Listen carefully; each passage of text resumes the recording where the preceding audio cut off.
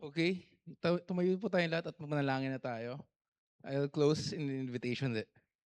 So, let's give respect to the reading of God's word. Let's open our Bibles to Ephesians chapter 4, verses 11 to 13.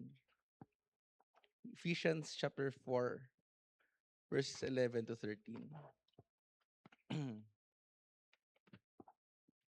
Let's read this all together. Ready? Read.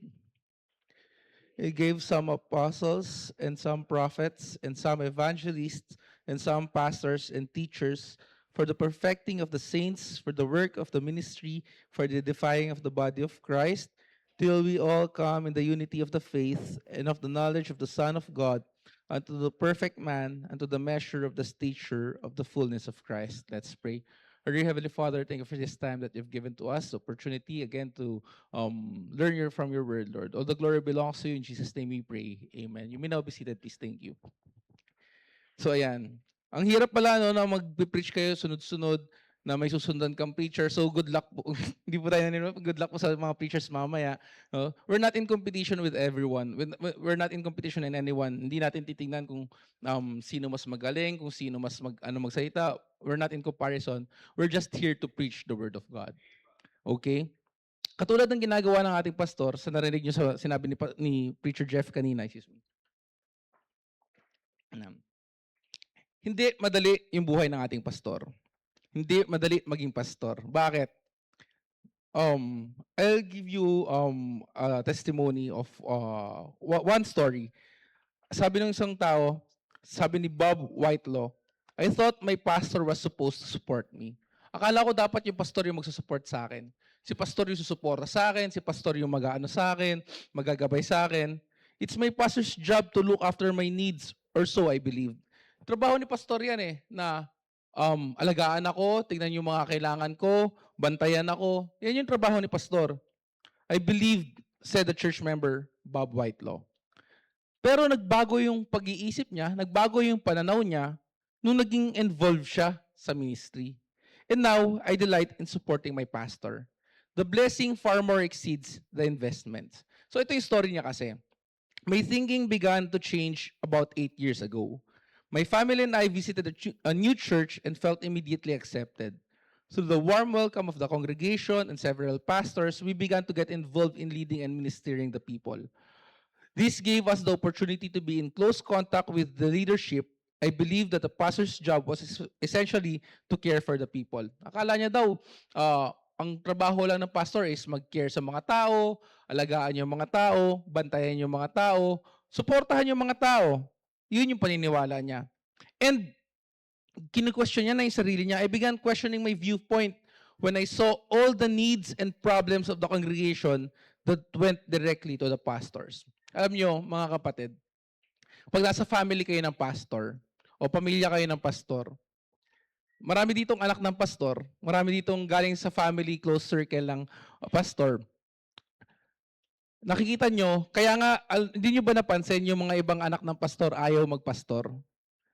Kasi, no, Tobert, kaya ayaw magpastor kasi mahirap maging in contact with pastor. Alam niyo yung mawawalan ka ng oras sa pamilya mo, mawawalan ka ng oras sa mga tao sa paligid mo. Why? Because they're caring for ilan tayo dito?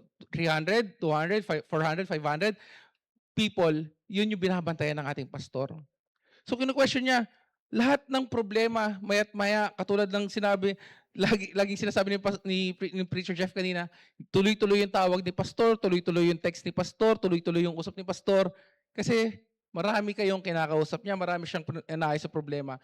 So na-realize niya, lahat ng congregation, lahat pumupunta kay Pastor Joey. Sa pastor niya. I realized for the first time that the commitment the pastors demonstrated to the people was paid with a great price, an ending hours of work that is never complete. Emotional exhaustion from counseling appointment after counseling appointment, dealing with difficult business questions where the needs exceed the resources, direct spiritual confrontation with the enemy who has no greater delight than seeing a pastor stumble or burn out in the ministry. All this plus a family to support and raise at the same time. Ngayon, nagbago yung pananaw niya. Bakit? Naging involved kasi siya sa ministry. Naging involved siya in direct contact with his pastor. Nagbago yung puso niya. God did not put the pastor here just to preach sermons and meet my needs. Katulad nga na sinabi ni Preacher Jeff kanina. Yung pagpipreach, yung pagtuturo sa inyo, lagi niyang ginagawa yan every Sunday. And akala na siguro natin, ayan lang naman yung trabaho ni pastor eh. Mag-preach, ayan lang naman yung trabaho ni pastor. Mag-sermon, di ba? Magbigay ng sermon at ano ka. Pero hindi. God ordained a unique partnership between my pastor and me. Pastors are only people. Tao lang rin yan. Tinawag lang yan ng Panginoon. Katulad nga sa verses na binasa natin kanina, hindi siya tumatawag ng perfect na tao, but he perfect the pastor according to his will. Kasi bakit? Kung tatayo kami, kahit sinong pastor, walang magsasabi, ako, karapat dapat ako maging pastor. Walang pastor makakapagsabi nun. Why? Because we are all preaching. We can stand here before you is all because of God's grace. Lahat ng to dahil lang sa grace ng Panginoon. Walang pastor na magsasabi, ako karapat dapat ako maging pastor, perfect yung buhay ko. Wala. Bakit? Unang-una para ka maligtas, sabi sa Romans chapter 3 verse 10, there is none righteous, no, not one. Walang matuwid, wala kahit isa. So they have strengths and weaknesses. Tao lang po ang ating pastor. They have strengths and weaknesses like the rest of us. While God does minister to them through the Scripture and Holy Spirit, He has called me to support my pastor as well. Sabi ni Bob Whitelaw is a banking executive, a father of 2 beautiful daughters, and a committed lay leader in the church. He and his wife Denise are faithful and loyal cheerleaders of the pastoral team in their church. They have learned firsthand the value of blessing of supporting their pastor. Akala niya siya dapat yung sinusuportahan ng pastor niya. Akala niya siya dapat yung pinaglilingkuran ng pastor niya. Pero nagbago lahat ng yan. Why? Because naging involved siya sa ministry. Naging involved siya sa gawain ng Panginoon. And I challenge each and every one of us here. Do you really know your pastor? Do you know how to take good care of your pastor? Do you know his needs? Do you know kung ano man yung kung ano yung kung paano yung mood niya or what not? Ako sa family namin ako yung mabait, ako yung hindi makulit, ako yung hindi nagsasalita. Kaya lagi si Mami, sinasaway niya yan, palagi si Kuya. Kung nakita niyo naman po kung paano magsalita si Kuya kanina, napaka po. Diyan pala po. Sorry po. Ha? Hindi. 'Di ba? Pero pag nandiyan si pastor lagi pag nandiyan, alam yung last yung visit niya sa Canada, siguro isipin natin, ay, ang saya ng buhay ni Pastor Joey. Nasa Canada, malamig doon, maganda yung panahon doon, ganyan. Pero pagkausap namin siya, hindi na siya nagsasalita. Parang, gaganon-ganon na lang siya. Alam niyo po ba kung bakit? Kasi sa araw-araw na ginawa ng Diyos, araw-araw siya nagpipreach. And kami dito, pag Sunday, magpipreach kami sa isang beses sa umaga, or isang beses sa hapon. Alam niyo, nakakapagod po mag-preach, magsalita sa harap ng mga tao. Isipin niyo po kung gagawin namin, si Pastor na Sunday, 2 beses siya nagpipreach, di ba? Isipin niyo kung gagawin mo yon on a daily basis. Madali kaya yon? At mahirap po yung voice ni Pastor. So sabi namin, lagi kong pinagpipray, Lord, ingatan yung boses ni Pastor. Hindi yan madali, hindi yan maano. So, baka siya, mapunta ko sa hospital. So, alam ko yon kasi I'm in direct contact with the minister. Nakakausap ko, nag-serve ako, ganyan. At yun yung challenge ko po sa inyo. Learn to serve with your pastor. Be a partner with your pastor. So with that being said, number 1, God has a partnership in mind. 1 Thessalonians chapter 4 verse 12, and we beseech you, brethren, to know them which labor among you and are over you and in the Lord, and admonish you, and esteem them very highly in love for their work's sake, and be at peace among themselves. Sabi dito, we beseech you, brethren, to know them which labor among you. Kilalanin mo daw kung sino yung nagpapagal sa inyo, and are over you in the Lord, and kung sino yung leader mo, and admonish you. Bakit? Ano pang kailangan mong gawin? Esteem them very highly in love. Bakit? For their work's sake, and be at peace among yourselves. Dapat hindi na tayo yung pinagmumulan ng sakit ng ulo ng ating pastor. Dapat hindi na tayo pinagmumulan ng problema kasi hindi naman maiiwasan kasi nandiyan talaga siya anytime 24/7 tawagan mo siya, sasagot 'yan, mabilis 'yan magising, 'di ba? Try nga ako sinabi ni Kuya Jeff na magre-reply daw si pastor, nag-iwan ako ng message, sabi pastor pa GCash po 2,000. Hindi naman nag-reply. So may mali po sa sinabi ni Preacher Jeff. Hindi po kahit hindi po ginawa. Baka ni long press lang po, hindi po pinasa yung GCash. Hindi. Why? Mahirap po kasi. Sabi ng Bible, esteem them very highly in love for their work's sake. Kasi hindi madali maging pastor. Hindi madali magpagal sa mahirap. Yung mga tatay po dito, meron po kayong mga anak, isa, dalawa, tatlo. Madali po ba mag-lead ng family na may dalawang anak, may isang anak? Mahirap po, di ba? Mga nanay. Pero, isipin niyo po, si Pastor Joey, ilan po tayo dito? Tumingin na lang po kayo sa paligid nyo, ilan po yung members ng Pasay, yan po yung nililid niya. Kaya sabi sa atin ng Bible, esteem them very highly in love and be at peace among yourselves. Huwag na tayo yung mag-away-away. Dapat, katulad nga sa Catholic, peace be with you. Yan po yung maging motto natin palagi sa bawat isa pagtitingin kayo. Dapat, we are at peace among ourselves. So si Bob Whitelaw, yung situation niya hindi unique yan. Your pastor needs you. Tama po ba? And you need your pastor. Kailangan ka ng pastor mo eh. At kung ikaw kailangan ka ng pastor mo, kung titignan mo yung sarili mo ngayon, ano yung may offer ko sa ministry? Ano yung may offer ko sa church? Ano yung may offer ko kay pastor? God designed this unique relationship to be a partnership. The fruit of this relationship results in glory to God and growth in your church. God's vision and plan for reaching the world cannot be accomplished with just pastor and no lay people. Hindi yan kaya ni pastor mag-isa. Mahihirapan siya. When Jesus launched his ministry, even he, the Son of God, chose 12 men to help him. Si Jesus na yun, kailangan pa niya ng disciples. Your pastor cannot do it alone. Hindi niya kaya yan mag-isa. Mahihirapan siya. Mababurnout siya. Masasagad siya.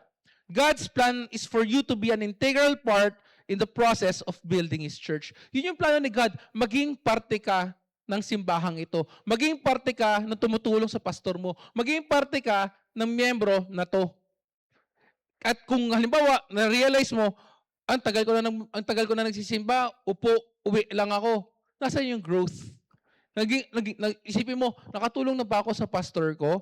Nakatulong na ba ako sa church na meron ko? Nagagawa ko ba yung ministry ko? Kung hindi,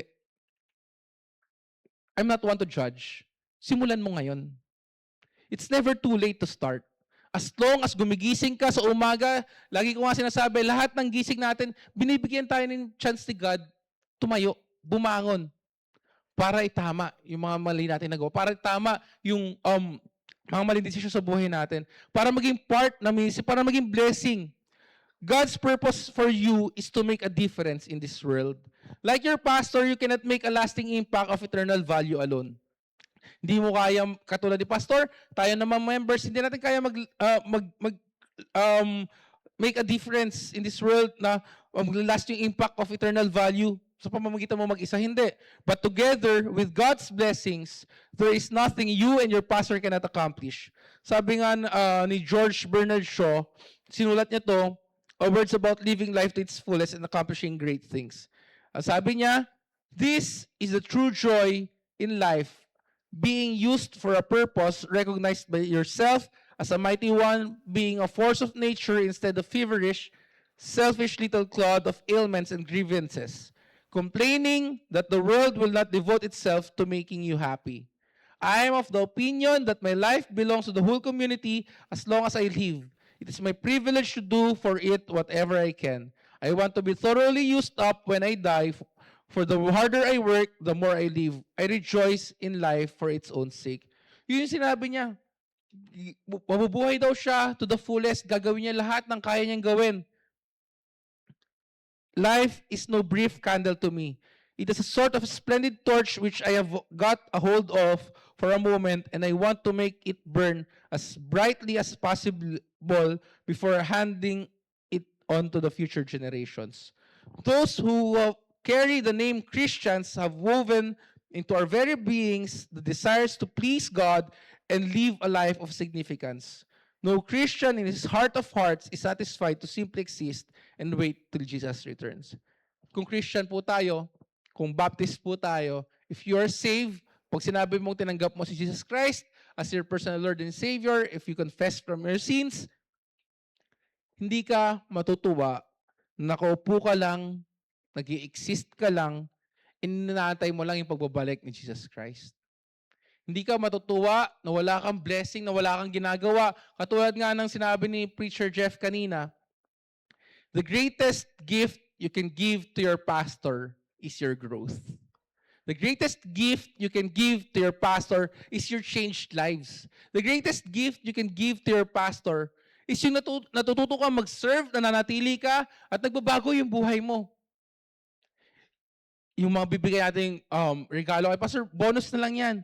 Dapat, as Christians, why? As Christians, hindi ka magiging masaya na babalik lang sa Jesus Christ. God does not want you to live a life of random chaos of the pinball principle. Na, nakita niyo ba yung pinball? Yung bola, parang kung saan lang pumunta, hindi mo naman nakokontrol yung bola. Pipindutin mo lang, tatalbog-talbog lang yung bola to get bounced around too hard before being shot out again the next day, only to be bounced around some more. Your destiny is not to finally slide by the swinging paddles to the rest of the oblivion. Dapat ikaw yung maghawak ng paddle sa buhay mo. Seek God's guidance and launch yourself into life with a purpose and passion. Alamin mo yung passion mo. Alamin mo yung purpose mo. Are you maximizing your potential for God? Ginagawa mo ba yung potential mo? Nare-reach mo ba yung limit mo? Nare-reach mo ba yung potential mo for God? Sabi ni Anthony Campolo sa book na Who Switched the Price Tags, related to the words of the pastor of a Bible Baptist church, speaking to a group of college students, children, he said, you are going to die. One of these days, they are going to take you out of the cemetery, drop you in a hole, throw some dirt in your face, and go back to the church and eat potato salad. Bakit? Ba't niya nasabi yun? Mga kapatid, lahat tayo mamamatay. Tama? Nung pinanganak ka, umiiyak ka, and everybody else were happy. Naalala ko, nung si Mike's nanganak siya kay Solen, si Solen lang yung umiiyak sa room, tas parang yung mga doctor, yung mga nurse, lahat sila masaya. Ako, masaya ako. Alam mo, hindi mo ma-explain yung kasiyahan. Pero si Solen, umiiyak. Tas sabi pa sa akin, nung doctor doon, picture mo yung weight ng anak mo. Kasi, syempre, nandun kami sa sa hospital. Sa CS, nandun ako sa loob. Sabi niya, tinimbang si baby, picture mo yung weight ng anak mo. Ang ginawa ko, literal, pinicturean ko lang yung weight. Sabi ng doctor, isama mo naman yung anak mo. Diba? So pag nandun, hindi ko lang kasi bakit sobrang hindi mo alam yung feeling na nandun ka or over the moon. Masaya lahat na nasa paligid nung nakita mo yung baby. Ito naman yung question ko sa inyo. Pag namatay ka naman, masaya ka na namatay. Ang tanong ko sa inyo, yung mga iniwan mo ba umiiyak? O masaya rin sila? Sa wakas, nawala na tong taong to. Sa wakas, nabunutan na kami ng tinik. Wala na tong taong to. Itong taong to lahat inaway. Itong taong to lahat pabigat. Itong taong to problema. Ganun ba yung iwan mong legacy sa mundong to? Or pag nawala ka, itong taong to, namimiss ko to ah. Itong taong to, best friend ko to eh. Itong taong to, mahalaga sa akin to. Itong taong to, napakabait. Narinig niyo na ba yan sa kwento pag may mga namamatay? Na, mabait yan taong yan. Sayang namatay. Kaya ako, hindi ako masyado nagpapakabait. Usually, di ba napansin niyo ba yung mga mababait? Nakukuha agad. Tatapos kasi nakala agad yung will ni God eh. So, kinukuha na kaagad sila kasi tapos na yung will ni God. Hindi. Sabi nga, pero the answer depends on whether you live to get titles or live to get testimonies. Gugugulin mo ba yung buhay mo para maging doktor, lawyer, o kahit anong titles na yan, mag-ipon. Itong taong to, ito yung na-achieve niya. Itong taong to, mabuting tao to, ito yung lahat ng nagawa niya sa mundong to. When they lay you in the grave, are people going to stand out reciting, si Jabez Gavilan, nurse. Ano ba yung mga titles mo sa buhay, Jabs? Nurse, business owner, manager. Basta marami kang titles eh, no? Partner. Marami tayo. Yun, ganun ba yung gusto mong mangyari pag nasa wake mo? Di ba? Lahat ng titles sa ginawa mo, or nasa newspaper column ka lang, ito yung ginawa ng taong to, telling how important you were. Or, di naman, will you leave crying people who give testimonies of how they've lost the best friend they've ever had? How you touched their lives. How you were a part of the ministry. Of how na itong taong to, ginamit to para mabago ako. Itong taong to, ginamit to para matutunan ko yung salita ng Diyos at maglingkod ako sa Panginoon. Itong taong to, ginamit ako para lumakad ako ng maayos sa harap ng Panginoon. God ordained the church as the means by which you fulfill your potential. The church is the vehicle through which a Christian can make a difference. Mga kapatid, make a difference. Yung buhay natin ngayon, kung itong buhay na to, nasa isip mo, ay, itong buhay ko na to, kontento na ako. Pag namatay ka ba, ano ba yung iiwan mong legacy? Meron ako isang movie na napanood, na naging spirit siya. Nakita niya yung wake niya. Parang, ano siya, masaya, happy-go-lucky siya na tao. Tapos, wala siyang, basta sobrang saya, gusto niya, masaya lang yung mga tao sa paligid niya. Puro kasayahan na yung ginagawa niya. Tapos, parang nag-jump into the future siya. Nakita niya yung wake niya, nandun lang yung kapatid niya. Sabi niya, ito lang yung tao, sa dami ng pinasaya ko, or nagawa ko, puro kalokohan ako, ganyan. Kasi ito lang yung nasa wake ko, ikaw lang at saka ako. Sabi ng mentor niya, kung ganyan yung buhay mo, we don't get big funerals. Yan lang talaga yung a-attend sa funeral mo. Look forward, ikaw, ngayon. Gusto kong isipin mo yung future mo. Kapag ikaw ba, hindi ko naman hinihingi, o hindi pala to kahoy, nag-knock on wood ako, na kung sakaling kukunin ka ng Panginoon, ano kaya yung maiisip ng mga tao sa iyo? Ano yung iiwan mong legacy? Ano yung iiwan mo na, eto masasabi ko tong taong to, naging mabuti to. Mamimiss ka ba ng kaibigan mo? O matutuwa pa sila sa'yo? Sinabi mong kaibigan. Di ba? The church is the organized instrument of world impact and you are the agent of that impact. The pastor is God's chosen leader to guide that process. The big picture of God's plan includes both you and the pastor, but is ultimately about his agenda to change people's lives with the truth of Jesus.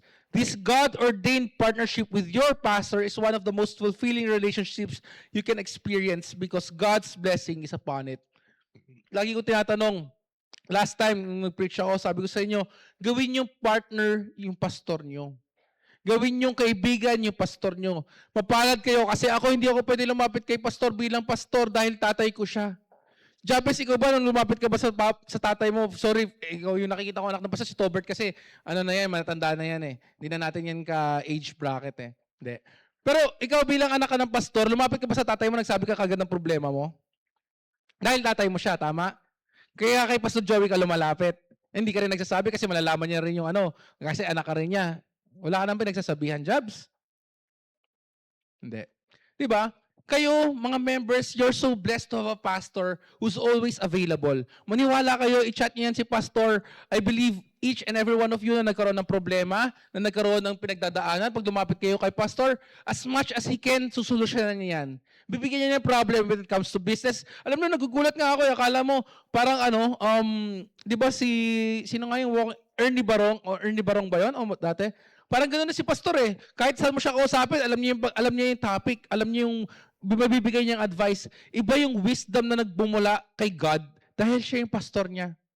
Inordain siya. And kung gusto mong, kung may problem ka or what not, lumapit ka sa pastor mo. I-open mo sa kanya. Huwag yung mabubulaga siya, ay, wala na pala to sa trabaho na to. Ay, wala na pala yung business niya. Ay, iba na pala yung course niya. Ay, di ba?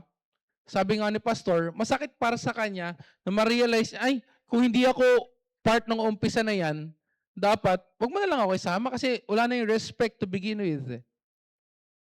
Respect your pastor. Be a partner with your pastor. And if you're a partner with your pastor, doon magsisimula yung uh, relationship na you will experience because God's blessing is upon it.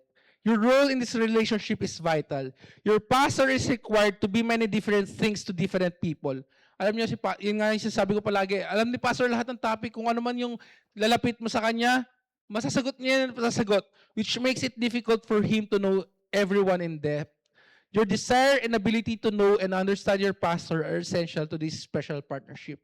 Hindi yan lalapit sa inyo. Hindi si pastor, hindi yan lalapit na, ay gusto ko maging kaklose si pastor, dapat si pastor yung lumapit sa akin. Mali.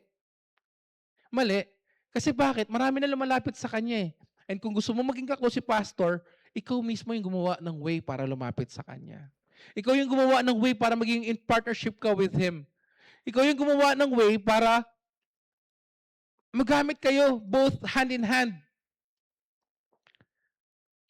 This may or may not result in a personal friendship with pastor, but will greatly enable you to support your pastor in your church and to find fulfillment in God's plan for you. Alam niyo mga kapatid, si Pastor Joey, maraming church ang nagre-require sa kanya, ang nagre-request sa kanya. Kung makikita niyo yung schedule niya, si Ma'am Harriet nyo schedule, marami na siyang tinatanggihan. Tapos marami na rin magsasabi parang parang 1 year in advance. Iba, nagpapabook, nagpapaschedule, ganyan. Excuse me. Tapos tayo, na nandito, nakarinig natin siya freely. Sila Pastor G, gumastos sila ng 3,000 US dollar, pamasahe lang ni Pastor Joey para mapadala si Pastor Joey doon. Ganon yung ginagastos ng ibang mga church. Inisponsoran siya para lang padala siya doon, makapag-preach on a daily basis. Tapos tayo, nandito tayo freely, you can communicate with your pastor, you can talk to your pastor, you can be friends with your pastor. Sulitin natin. Hindi yan magre-reklamo si pastor. Matutuwa pa yan sa inyo na ginagamit niyo siya. If you really know your pastor, matutuwa yan na lumalapit kayo sa kanya, na humihingi kayo ng... Kasi bakit? Alam niya yung pinagdadaanan mo. Alam niya yung problema mo. Alam niya kung sa kanya ipag-pray. Believe me, araw-araw kanyang pinag-pray. Ako, mahina na ako sa names. Sorry dahil ilang beses na ako na-operan. Ilan na ba yung general anesthesia ko? 4 ata. Hindi ko na matandaan sa sobrang dami. Sa spine, sa tuhod, sa paa, sa shin, sa ulo. So, hindi ko na alam. Yung anesthesia sa akin is pag nakikita ko yung tao, kilala ko yung tao, alam ko yung tsura, pero hindi ko alam yung pangalan. So, mga members pala, sorry kung minsan hindi ko alam kung tinatawag ko lang kayo na ma'am, sir, hindi dahil nakalimutan ko talaga yung pangalan nyo. Lalo na yung nandun sa dulo, yung naka-violet, yung itim yung buhok, di ko alam yan. Hindi, joke dyan. Okay. So, be a friend to your pastor. Be a partner to your pastor. Hindi nyo alam yung trabaho, hindi nalilimit yung trabaho ni pastor sa pag-preach. At sa pag-preach lang, alam niyo ng bata ako, hindi ko naiintindihan kasi kung bata ka naman, hindi mo maintindihan yung mga bagay-bagay.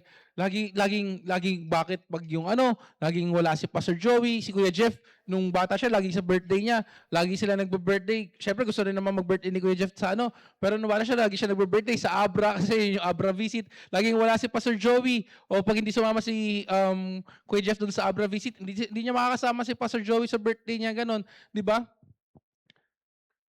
Hindi natatapos yung trabaho ni pastor sa pagtayo niya sa pulpit.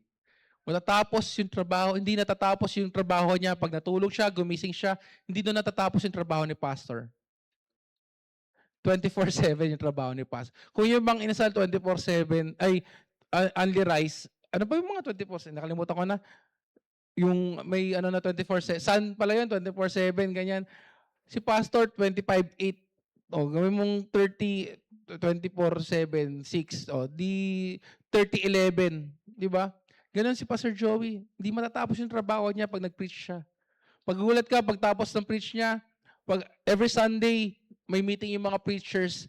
Alam niyo kung bakit, halimbawa, bababa si Pastor Joey, hindi, di ba pag may meeting yung preachers, tapos ng service, mag-meeting yung mga preachers, aantayin namin si Pastor, hindi siya bumababa, alam niyo kung ano ginagawa niya?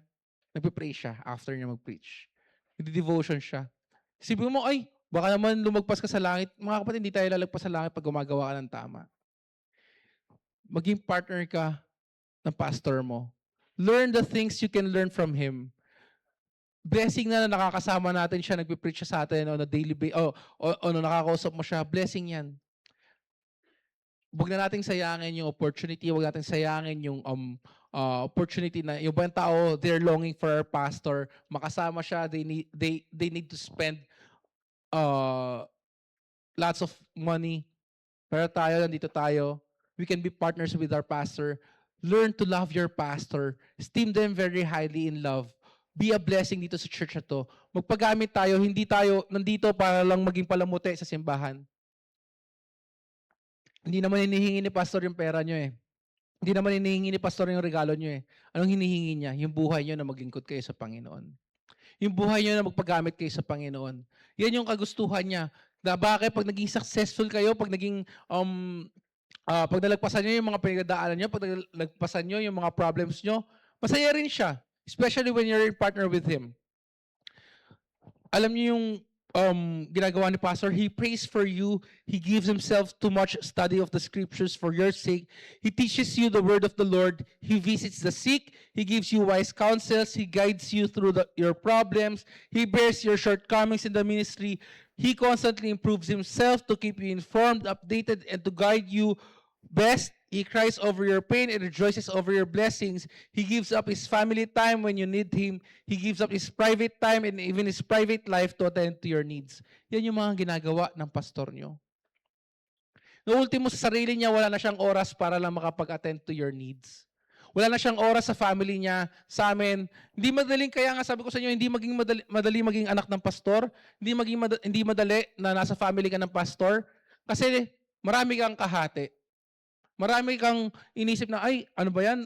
To the point, nung bata ako, lagi ako sinasabihan ni mami, lagi sinasabi ni mami, intindihin mo na lang yung tatay mo kasi marami nga siyang ginagawa. Nagtatanong ako, bakit, halimbawa, sa lahat ng birthday, wala ngayon tumanda ako. Oo nga, no? Na-realize ko na ganyan. Kaya ako, ginagawa na namin, pag gusto namin makasama sila, mami and si daddy, sasabihin namin si Harriet, huwag i-book yung ganito, ganyan. Wala, kailangan mong gumawa ng paraan. Pero hindi yun, pag kami, as a family, ganun. Pero pag alam nyo, sa church members, sinasacrifice niya lahat para lang malapitan niya siya.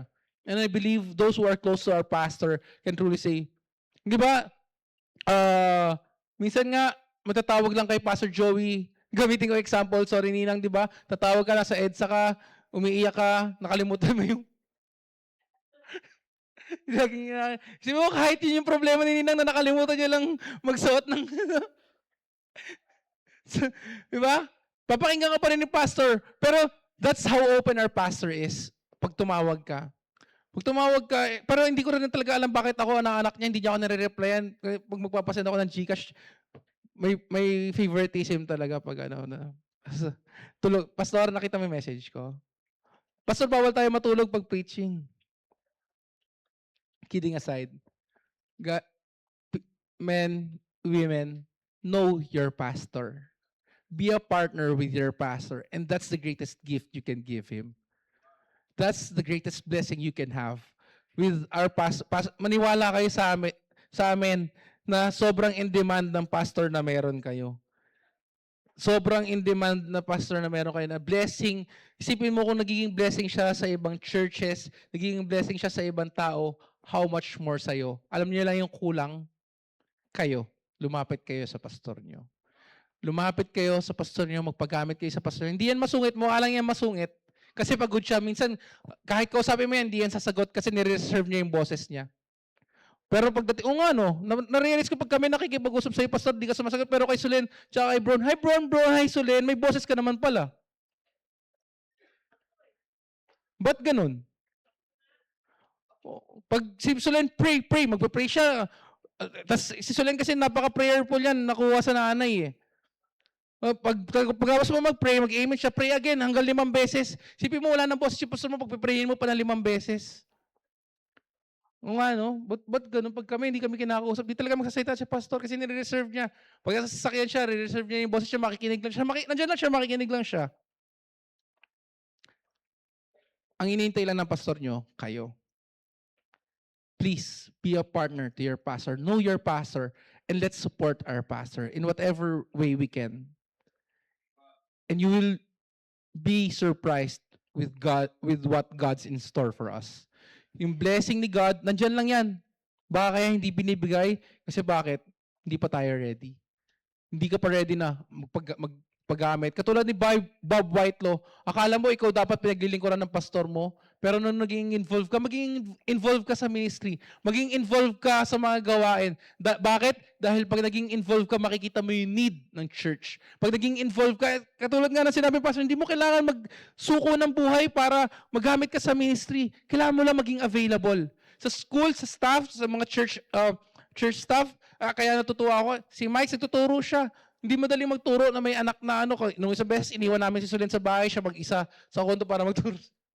Hindi pa pala pwede iwan si Sulen. Hindi, nagpunta isipin mo, pumupunta yung lolo nila, si Mama Dan, mag-stay sa bahay. Iwan namin si Sulen ng one time para lang makapagturo si Mike.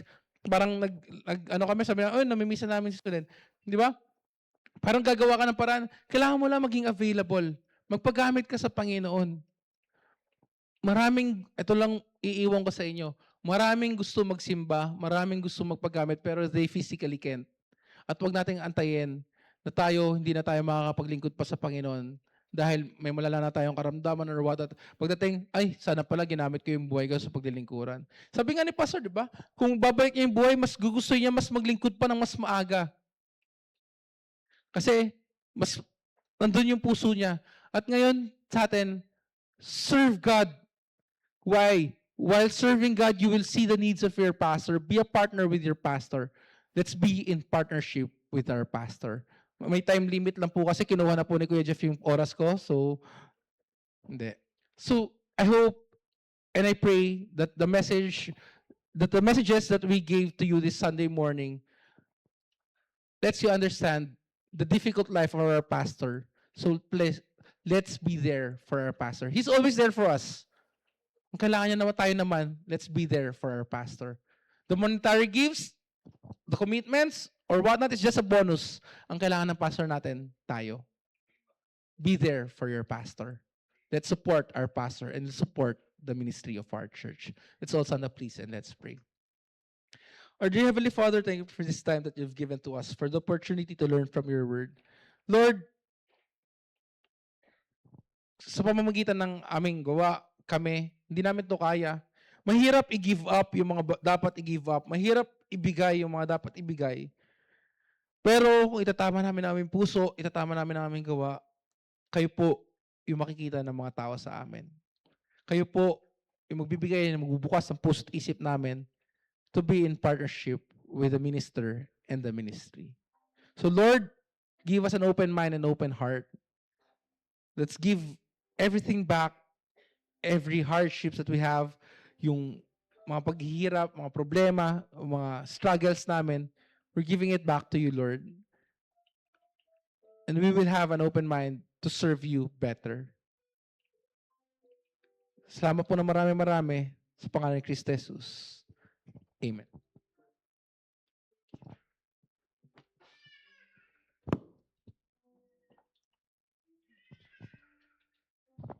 All heads are bowed, eyes are closed, no one is looking around. It's my joy to see my son serving the Lord with me.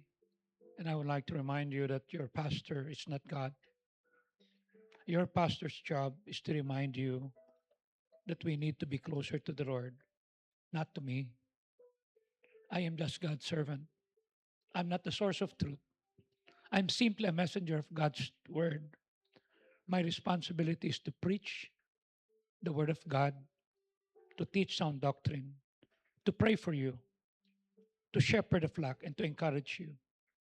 And if through preaching of God's word, you become more like the Lord, I am so much happy. Yung nagkaroon ka ng pagbabago, yung dating pasaway naging blessing, yung siraulo naging matino, yung nagnanakaw naging giver, naging pabaya sa magulang, sa asawa, naging maayos. That's the greatest gift that you can give me. That you become faithful, that you become responsible. I'm not asking you to put your faith in me. No. I'm asking you to put your faith in the Lord. God's word is perfect. Our eyes should be fixed on the Lord, not on person. As your pastor, my greatest joy is not that you admire me, but you know Christ deeply. Obey Him faithfully and walk closely with Him every day. Kagaya nga ni Paul, sabi niya, we preach not Christ. We preach not ourselves, but Christ. The Lord said, He must increase, then I must decrease. And I would like to challenge you. You heard two messages. How can I pray for you if I don't know anything about you? How can I lead you to be closer to God? You see? But first, I want you to give your heart to the Lord kung di ka paligtas. Kung di ka pa nakakilala kay Kristo bilang tagapagligtas, you need the Lord as your Savior. I started hearing the gospel 1978. I made a profession 1983. But I got saved when I was 1985. I was 21. And that was the start of my journey. Naghuhugas ng jeep, walang direksyon. And I thank God and for my pastor in this ecclesia of who I am today and who I will be 5 years from now. And I would like to challenge you. Nasaan ka 5 years from now, 10 years from now? Ano mangyayari sa iyo? That's why we need God. We need the Word of God. We need a church and we need a pastor to guide us in all the truth. Okay? Members, if you have made a decision, I don't want just to be an observer, a spectator. I want to be a member that will be a part of the ministry. Will you come at the altar? God bless you. Okay? Kung may mga bisita tayo, kindly give them the gospel.